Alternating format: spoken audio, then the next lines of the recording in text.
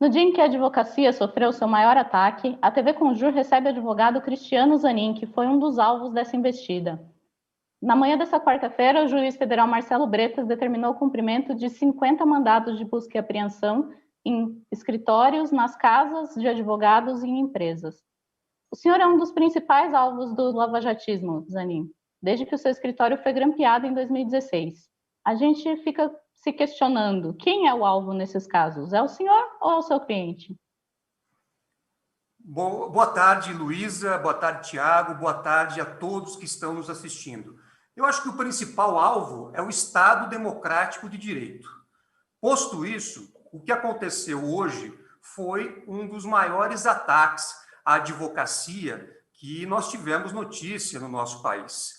Não é a primeira vez que a Lava Jato tenta nos intimidar, tenta fazer com que deixemos, né, a defesa do ex-presidente Lula e outros casos que também estão sob a nossa condução. Porque a Lava Jato não gosta do direito de defesa, a Lava Jato não gosta do exercício da garantia constitucional do direito de defesa. Em 2016, quando nós começamos a atuar na Lava Jato, nós fomos surpreendidos por um vazamento da Lava Jato que insinuava que nós teríamos recebido um pagamento indevido da empresa Odebrecht. Isso saiu em todos os jornais, mas nós mostramos que aquilo, na verdade, eram honorários sucumbenciais que nós havíamos recebido da Odebrecht. Ou seja, nós vencemos uma ação, ganhamos uma ação da Odebrecht e, por isso, recebemos honorários sucumbenciais. Mas até que isso fosse provado, o nosso nome ficou exposto pela primeira vez pela Lava Jato. Uma segunda tentativa da Lava Jato foi quando, também em 2016, eles grampearam o principal ramal do nosso escritório. Ficaram por 23 dias ouvindo as conversas que nós mantínhamos entre advogados e as conversas que eu mantinha com o ex-presidente Lula, com o claro objetivo de saber da estratégia jurídica e para que pudessem se antecipar a essa estratégia. Era uma forma desleal de atuação e, ao mesmo tempo, uma intimidação, porque mandavam um sinal de que, se o advogado exercesse o direito de defesa, as suas prerrogativas, ele poderia ser atingido. Mas, evidentemente, que nós não nos intimidamos com tudo isso e demos continuidade à defesa do ex-presidente Lula e também de outros casos, e chegamos a um ponto de grande importância, tendo em vista que o Supremo Tribunal Federal está prestes a julgar o habeas corpus que nós impetramos, mostrando a suspeição do ex-juiz Sérgio Moro, mostrando a suspeição dos procuradores da Lava Jato. Nós tivemos também, recentemente, uma decisão que obriga o ministro da Justiça a dizer se houve cooperação com autoridades norte-americanas e como essa cooperação se deu, já que nós temos também a prova de que ela ocorreu fora dos canais oficiais. E, mais recentemente, nós tivemos ainda acesso ao chamado acordo de leniência da Odebrecht, que é um dos grandes segredos guardados pela Lava Jato. Nós ficamos quase 3 anos discutindo isso nos tribunais, até que conseguimos obter o direito no Supremo, e mesmo assim a Lava Jato tentou descumprir. Foi necessário que nós tivéssemos que voltar ao Supremo para que o Supremo ordenasse novamente a exibição desse material. Então, é nesse contexto todo que ocorreu o cumprimento desse mandado na data de hoje, invadindo, né, o meu escritório e escritórios de outros colegas advogados e também as nossas casas. É uma ação que merece o repúdio de toda a sociedade, porque o ataque à advocacia é o ataque à sociedade.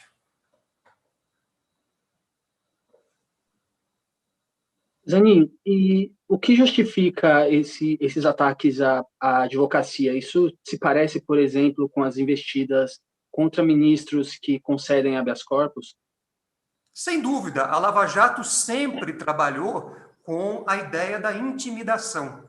Então, desde o início, eles faziam verdadeiras operações psicológicas para submeter todos aquilo que eles desejavam. Então, eles vazavam determinadas investigações para acuar investigados, eles faziam esses atos arbitrários contra advogados, contra magistrados dos tribunais superiores, enfim, toda sorte de ilegalidade e arbitrariedade, sempre com o objetivo de intimidar, para que as pessoas não reagissem e aceitassem todas aquelas arbitrariedades que estavam sendo cometidas pela Lava Jato. É verdade que conseguiram avançar muito em razão dessa metodologia, mas nós jamais perdemos a tenacidade na atuação e mostramos em detalhes todos os abusos que a Lava Jato cometeu. E por isso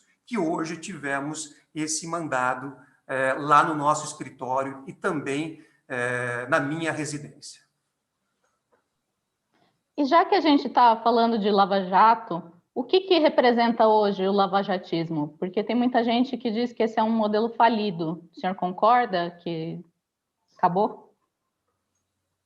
Concordo, sem dúvida alguma, porque é necessário ter presente que o combate à corrupção é necessário e o nosso país fez muito, não com a Lava Jato. Nosso país aprovou leis, o nosso país deu instrumentos para os órgãos de persecução poderem atuar. No entanto, a Lava Jato veio com uma grande campanha de marketing associada a autoridades estrangeiras, notadamente dos Estados Unidos, e transformou o combate à corrupção numa verdadeira indústria. Indústria em que chegou-se ao ponto, até mesmo, de se tentar a criação de uma fundação de 2,5 bilhões de reais para ser administrada pelos membros da Lava Jato. Então, esse é um exemplo que ilustra bem essa tentativa de mercantilizar o combate à corrupção. Zanin, em nota emitida hoje, o senhor qualificou a operação como um ataque à advocacia e diz também que se trata de uma retaliação por sua atuação contra os desmandos da Lava Jato. Nesse sentido, a decisão do Bretas e o manejo dessa denúncia do MPF tem cunho político? Eu acho que tem um cunho, primeiro, de intimidação. Busca-se intimidar, busca-se acovardar a advocacia. E também vejo sinais claros aí de uma atuação política, haja vista os atores que estão envolvidos.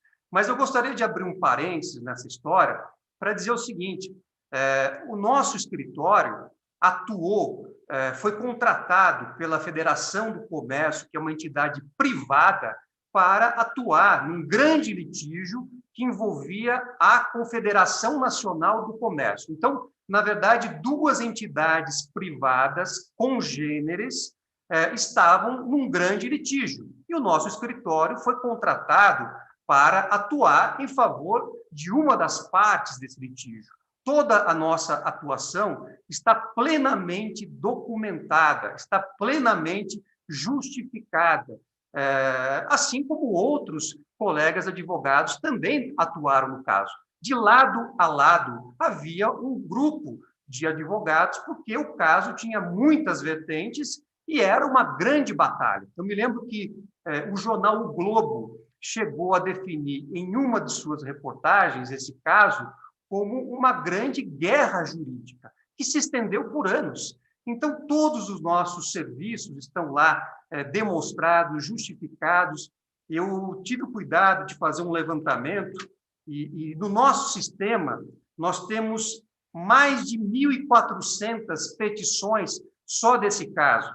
Temos 12.474 horas de trabalho divididas entre 77 profissionais do nosso escritório.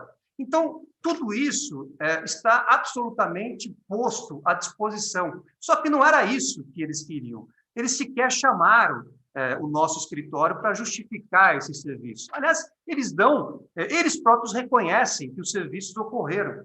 Eu estava lendo na página 40 da denúncia e consta aqui, é textual, apesar de terem prestado serviços jurídicos. Está aqui o reconhecimento. Então, a Lava Jato, embora reconheça que o nosso escritório prestou serviços, prestou todos os serviços que se obrigou contratualmente com uma entidade privada, ainda assim, eles fizeram essa busca e apreensão, aliás, depois do recebimento da denúncia, o que é um grande absurdo. Então, eu penso que essa operação de hoje, ela evidencia, né, a que ponto chegamos no nosso país em termos de arbitrariedade e corrosão do Estado de Direito. Não dá para ter qualquer outra interpretação que não seja essa. Se vocês me permitirem, Luísa e Tiago, eu também acrescentaria o seguinte, o início dessa operação, quando o dirigente da federação foi preso em 2018, ele foi preso porque disse o Ministério Público, na época, que ele teria, entre 2004 e 2011, desviado recursos para fins pessoais. E, nesse período, nós sequer prestávamos serviço. Mas foi necessário que ele falasse alguma coisa sobre os advogados e, particularmente, sobre mim, para que ele tivesse benefícios de uma delação premiada. Essa receita nós conhecemos. Essa receita aconteceu no caso do Léo Pinheiro, aconteceu no caso do Palocci e em tantos outros. Aliás, a revista Veja, em 20 de janeiro de 2019, publicou uma matéria dizendo que a delação desse dirigente estava travada até que ele pudesse falar algo sobre o advogado do Lula. Está aqui na reportagem. Então, essa metodologia de usar delatores como verdadeiros braços de perseguição da Lava Jato contra aqueles que se dispõem a combater os seus métodos é uma receita antiga. Nós já vimos acontecer e eu mesmo já denunciei isso várias vezes e provamos que delações mentirosas serviram para embasar medidas arbitrárias contra diversas pessoas. Eu acho que é um momento correto também, Luísa e Tiago, para nós chegarmos à seguinte reflexão. No início, muitas pessoas aceitavam a Lava Jato e os seus métodos espúrios porque achavam que ela era contra o ex-presidente Lula. Mas o que nós estamos vendo é que a Lava Jato se tornou um projeto de poder. E todo aquele que se coloca como alvo, seja porque se coloca contra os métodos, seja porque tem algum grau, né, de divergência política ou de qualquer outra natureza com a Lava Jato, torna-se alvo. E a metodologia é sempre a mesma: convocar delatores, convocar aqueles que cometeram crime para poder atingir aqueles que passam a ser alvo por conta da sua atuação profissional, política ou empresarial. Nesse sentido, então, o senhor acredita que não há materialidade nas acusações do Orlando Dias? Olha, eu posso te dizer com absoluta tranquilidade que tudo aquilo que está dito na denúncia é absolutamente inverídico, é uma falácia, é uma inverdade, e a delação, lamentavelmente, é um instrumento recorrente da Lava Jato para atingir os seus alvos. O fato é que nós fizemos um contrato com uma entidade privada, prestamos todos os serviços, esses serviços estão em autos de diversos processos e recursos e podem ser vistos no sistema do nosso escritório, que é plenamente auditável. Então, diante dessa situação, eu penso que a única justificativa para isso que aconteceu é realmente uma tentativa de intimidar a advocacia, uma tentativa de fazer com que os advogados desistam de utilizar das suas prerrogativas, desistam de exercer o direito de defesa dos seus clientes, desistam da própria advocacia, porque hoje abriu-se, né, um mercado da chamada indústria, né, do compliance, indústria da delação, que está em sintonia com o trabalho desse pessoal da Lava Jato. Só que eles pensam que todos devem atuar como eles. Mas, no nosso caso, nós seguiremos em firme com a advocacia que nós sempre nos propusemos atuar. A advocacia que atua com base na ética, com base nas leis e também nos resultados possíveis para o cliente, com toda a nossa dedicação. Recentemente, a gente tem visto várias medidas judiciais que são tomadas com base em delação premiada serem revertidas em instâncias superiores. Diante disso, as decisões tomadas com base em delação premiada, elas têm vida curta? É uma tendência que elas passem a ser revertidas a partir de agora? Olha, essa metodologia, né, do uso de delatores como instrumento para alcançar alvos pré-determinados é uma metodologia que a Lava Jato se utiliza desde o início da operação. Eu mesmo já denunciei isso inúmeras vezes e provei, junto com os meus colegas de bancada, que essa metodologia é espúria, mas é a receita da Lava Jato. E, evidentemente, depois da mudança da legislação acontecida no ano passado, isso ficou ainda mais explícito, a impossibilidade de se utilizar da palavra de delatores para promover qualquer ato de persecução.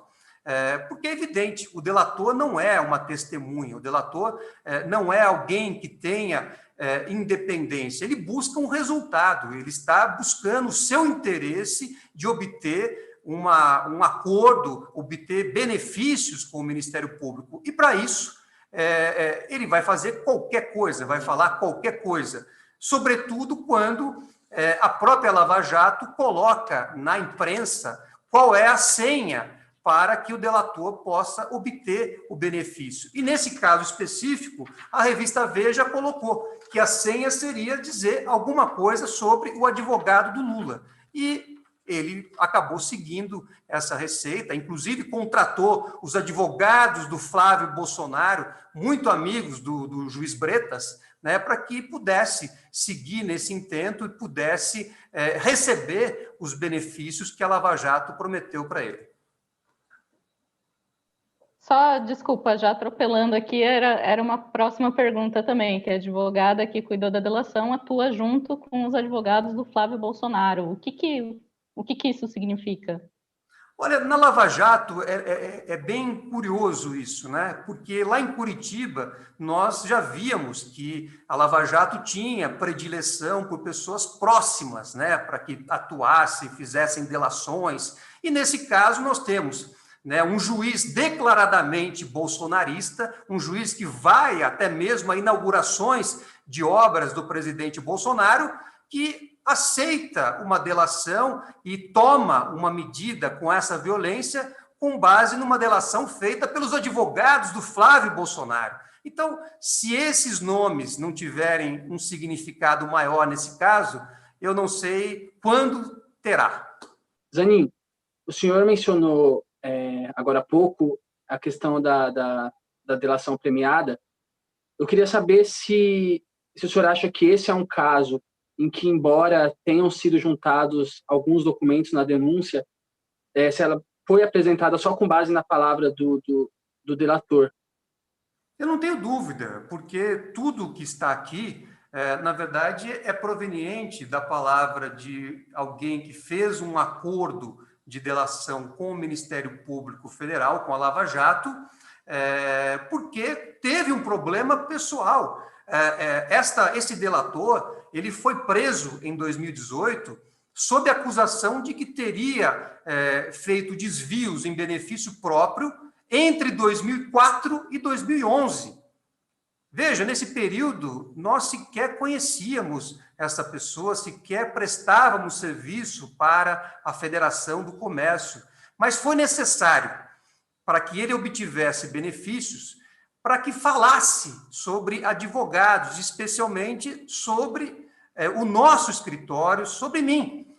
E isso foi colocado pela Lava Jato claramente como uma espécie de senha na revista Veja, numa reportagem de 20 de janeiro de 2019, dizendo que a delação dele não iria para frente se ele não falasse algo sobre o advogado do Lula. Então, isso é muito claro.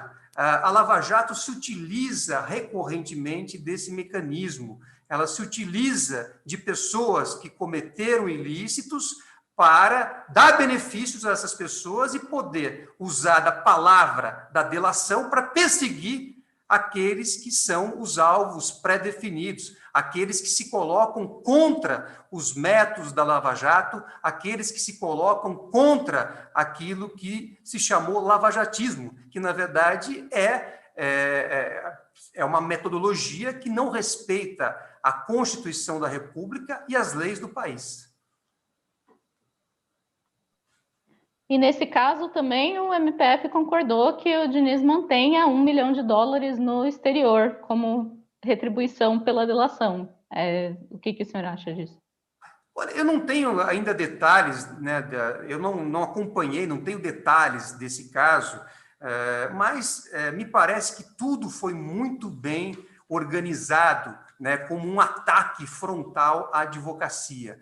Ontem mesmo, no final do dia, começaram a divulgar alguns trechos dizendo que o presidente do Conselho Federal da Ordem dos Advogados, Dr. Felipe Santa Cruz, teria também, de alguma forma, recebido algum benefício.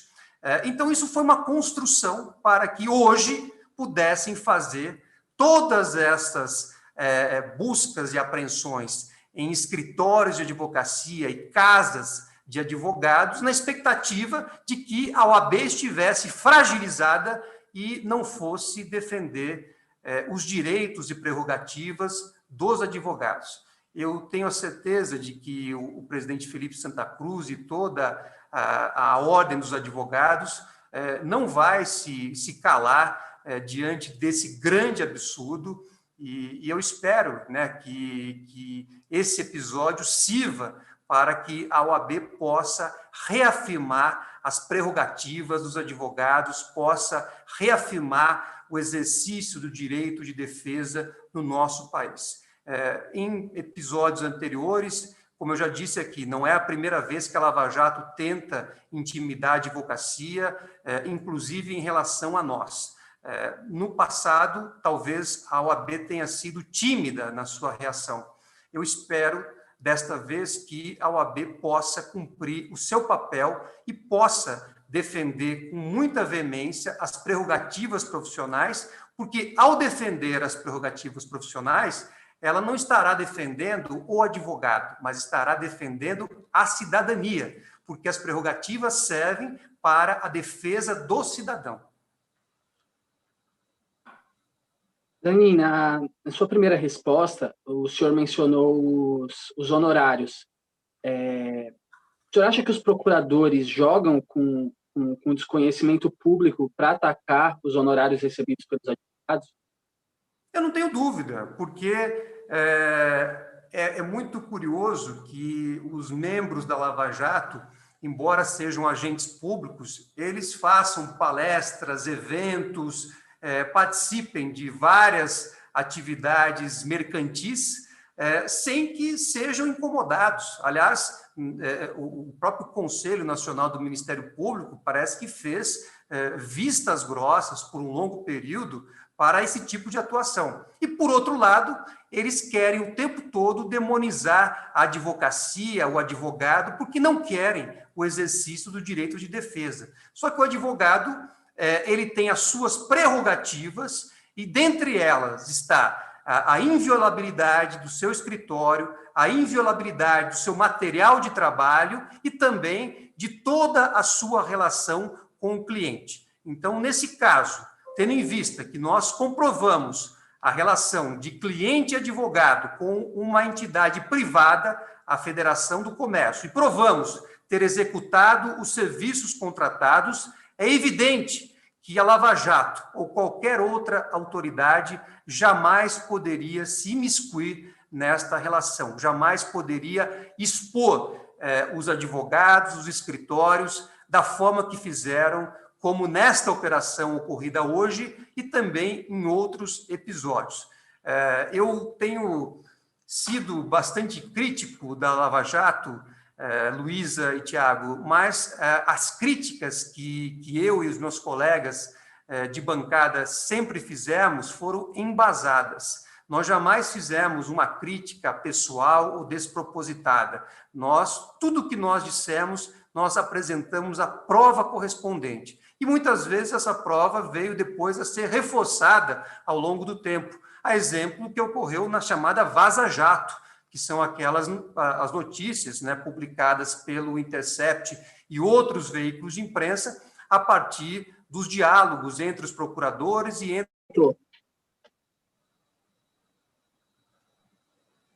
O senhor gostaria de concluir a resposta anterior? Pois é, eu estava dizendo o seguinte, que nós vimos ao longo do tempo, primeiro, que as críticas que nós fazíamos em relação à Lava Jato, elas foram todas comprovadas, eram críticas consistentes, embasadas, e que depois foram até mesmo reforçadas ao longo do tempo por outros fatos. E um exemplo disso foi a Vaza Jato, aquele conjunto de reportagens publicadas pelo portal Intercept e por outros veículos de imprensa, mostrando aqueles diálogos espúrios entre os procuradores da Lava Jato e entre os procuradores da Lava Jato e o juiz Moro. E quem for olhar nesses diálogos vai verificar que ali, no silêncio, na tentativa, né, no silêncio e na obscuridade do aplicativo, eles reconheciam que queriam ficar ricos com a operação. Eles têm diálogos específicos afirmando que queriam ficar ricos com a operação, constituir empresas em nome de esposas e parentes, e, por outro lado, mesmo sabendo dessa realidade, tentam atacar o exercício legítimo da advocacia, tentam atacar contratações legítimas feitas por advogados, porque eles não gostam do direito de defesa, eles não gostam que o advogado se coloque contra as arbitrariedades que eles cometem e vêm cometendo de longa data. É por isso que aconteceu esta operação de hoje. É uma forma, de um lado, de intimidar, mais uma vez, a advocacia, e, de outro lado, de ofuscar outras coisas que estão acontecendo, inclusive com julgamentos importantes no Supremo, que podem ter reflexos econômicos e políticos no nosso país, e é isso que eles querem ofuscar, querem, enfim, prejudicar com uma ação violenta e arbitrária como essa. Mas eu e os meus colegas de escritório temos absoluta tranquilidade, vamos seguir no nosso trabalho e esperamos ver, num futuro próximo, que o Supremo reconheça a nulidade de diversos atos praticados pela Lava Jato e que os excessos sejam punidos e não terminem como aconteceu no chamado PowerPoint, em que o procurador deixou de ser punido pela ocorrência de prescrição. Zanin, para arrematar, no Twitter hoje, o senhor afirmou que depois de 3 anos tentando ter acesso ao acordo de leniência da Odebrecht, finalmente conseguiram, e a operação ocorreu justamente depois da decisão que concedeu acesso a esses documentos. E o senhor termina com uma pergunta. O senhor diz, dá para imaginar por que a Lava Jato invadiu nosso escritório e pegou o nosso material? Eu queria que o senhor respondesse isso. Por que a Lava Jato invadiu o escritório e pegou esse material? Bom, primeiro que é evidente que existe uma sincronia entre essa situação com a operação de hoje. Como eu disse, né, nessa publicação, nós ficamos cerca de 3 anos tentando obter acesso ao acordo de leniência da Odebrecht. Nós começamos a primeira instância, fomos ao Tribunal Regional Federal da 4ª Região, depois ao STJ e, finalmente, chegamos ao Supremo Tribunal Federal. E o Supremo reconheceu o nosso direito. O que fez a Lava Jato? Mesmo com uma decisão do Supremo, a Lava Jato se negou a entregar a cópia desse acordo de leniência. Nós tivemos que voltar ao Supremo e só na última semana conseguimos efetivamente uma decisão que nos desse acesso a esses sistemas. Então, é evidente que a Lava Jato sabe que nesse material nós vamos encontrar muitos elementos para reforçar as denúncias que fizemos ao longo do tempo. E ela quer, de um lado, nos intimidar para que não